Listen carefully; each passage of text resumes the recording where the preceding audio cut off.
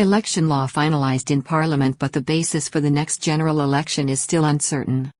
Electoral reform bill that was passed by Parliament on Monday due to continued failure to make a quorum, is very likely to be reviewed by the Constitutional Court. If it is struck down, it could leave Thailand facing a constitutional crisis or holding the next general election under the 2019 provisions and regulations. Parliament, on Monday, failed to reach a quorum on a bill governing the next election and the selection of House of Representative MPs. The bill was considered finalized by the President of the Assembly Chuan Leakpai under its originally drafted terms, which were to be sent to the Prime Minister's office. It will then be sent to the Election Commission for review. The law, however, is almost certainly going to be challenged before the Constitutional Court before the end of this month, a situation that could either result in a political vacuum and crisis or a reversion to the former one-ballot voting and electoral process used in the March 2019 general election. President of the Parliament Chuan Leakpai, right, called the last-ditch session of the National Assembly for Monday seeking a quorum and definitive vote on amendments to the electoral law as a 180-day deadline expired. However, there was no quorum, so Mr. Chuan forwarded the bill as finalized under its original draft reforms, including a two-ballot voting process and a party list calculation formula with a divisor of 100. Mr. Somchai Satiakorn, left, a key member of the steering committee for the bill, now points out that it must go to the Prime Minister's office and then to the Election Commission, which has 10 days to review it. After this, there is a 5-day window during which a motion from 10% of the Assembly could lead to the bill being reviewed by the Constitutional Court. This is now thought highly likely, leaving the situation far from certain.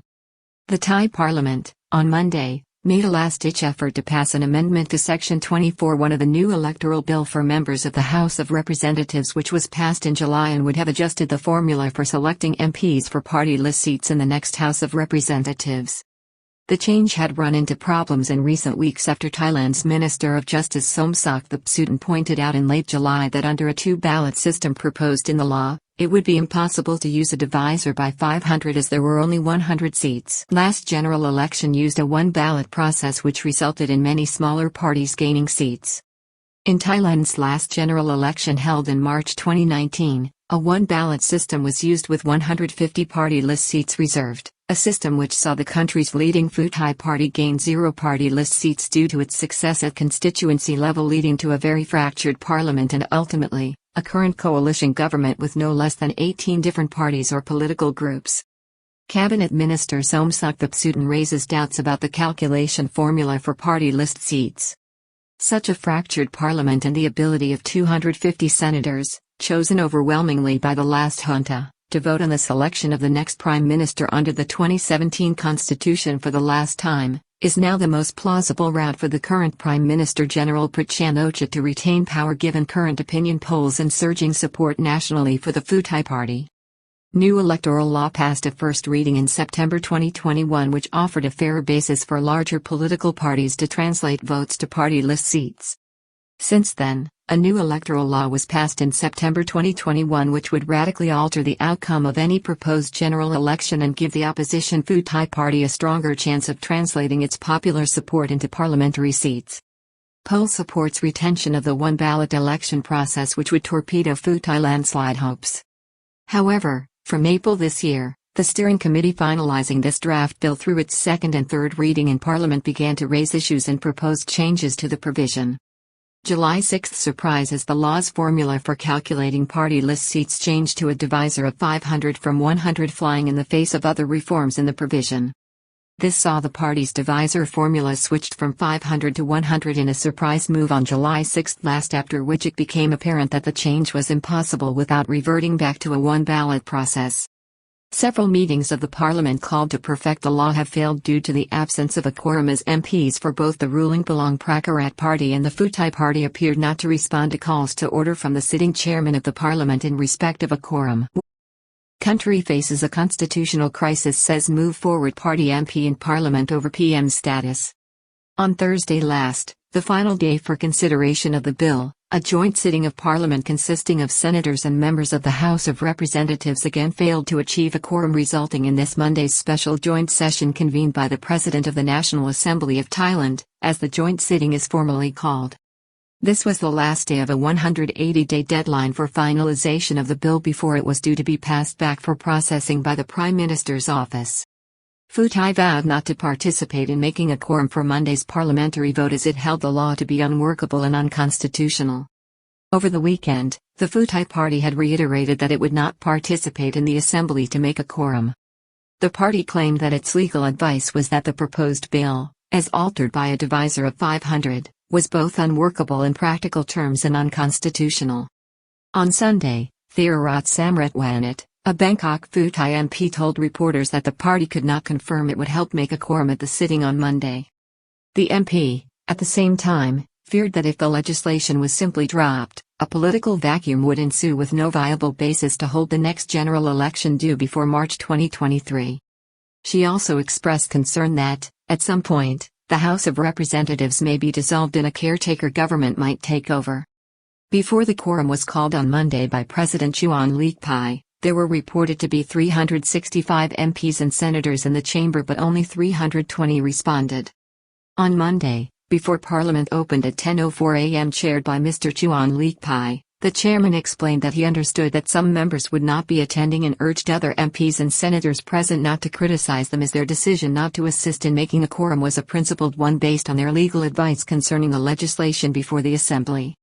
When he opened the sitting at 10:10 a.m. and called for a quorum, despite a reported 365 MPs and senators being in Parliament or the vicinity when the sitting commenced, comprising 200 senators and 165 MPs, only 320 responded to the call to make up a quorum, leaving it short of the 353 required. It is understood that the Democrat Party and the Bamjathai Party were in attendance, and the deputy leader of the Democrat Party, Ong Art Klampabun, despite the Speaker's exhortations not to have MPs and senators criticize each other, castigated the public representatives who failed to participate. Democrat Party in a scathing rebuke. The public has been dissatisfied with their performance. They were elected to represent people in Parliament, but they have failed to carry out their duties, he declared. The collapse of the sessions has ruined the reputation of parliamentarians as a whole, and those who were absent must provide an explanation why. The President of the Parliament, Mr. Chuan, outlined the technical details of the law and indicated that if the session did not proceed, the law is formatted in its first draft, proposed by the Cabinet and approved by the Parliamentary Drafting Committee, would be considered finalised. This provision would see 400 constituency seats with 100 party list seats, as well as a two-ballot election process with the total number of party votes tallied using the second ballot divided by 100 to calculate a quota, and each party then being allocated seats according to the number of quotas it had won in the national poll. Reformed electoral law hands the Pheu Thai party the ability to gain more seats in the next election. Under this system, the Pheu Thai party is expected to gain as many party list seats in the next election, pro-rata to its constituency seat tally with the system, therefore, taking away the advantage that a one-ballot process with a 500 divisor formula for party list seats gave smaller parties over it. This is what saw so many small parties win seats in the 2019 general election at the expense of bigger parties, but most spectacularly, at the expense of the Pheu Thai party, Thailand's biggest political group, which gained no party list seats at all in 2019. Mr. Chuan repeatedly called for no criticism to be leveled at the MPs and senators who did not wish to take part in Monday's sitting. "I've always said that we've been working well for 3 years because we work together. There may be some conflicting opinions like today. But how to complete the process of the legislature is the result of our majority opinion. This is respectful. And once again, I emphasize that those who did not come to the meeting for a reason should not criticize each other, because it will be misunderstood. It is not a matter of laziness. But it's a matter of legal opinion that wants the law to fall. It's a way to not complete a quorum. But today is the last day, don't make it a problem." What happens next? The bill goes to the Prime Minister's office and then the Election Commission, but a hearing before the Constitutional Court is likely. Somchai Satyakorn, a former election commissioner and a key member of the Parliamentary Drafting Committee for the Electoral Law, has consistently expressed his disappointment at the failure of the parliamentary process over the last months to finalize a more comprehensive electoral reform bill. The Sariruam Thai party member and electoral law expert then explained that the law must now be presented to the Election Commission, who will have 10 days to study the proposed bill and approve it. After this, if approved, the chairman of the Election Commission will pass it back to the Prime Minister, who must wait for 5 days before passing it on to the King for his signature and promulgation.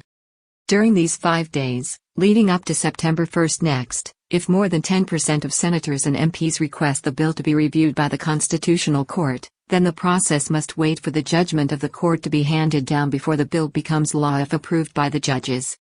Fears of a political vacuum or crisis. The law may also be altered or struck down altogether by the court.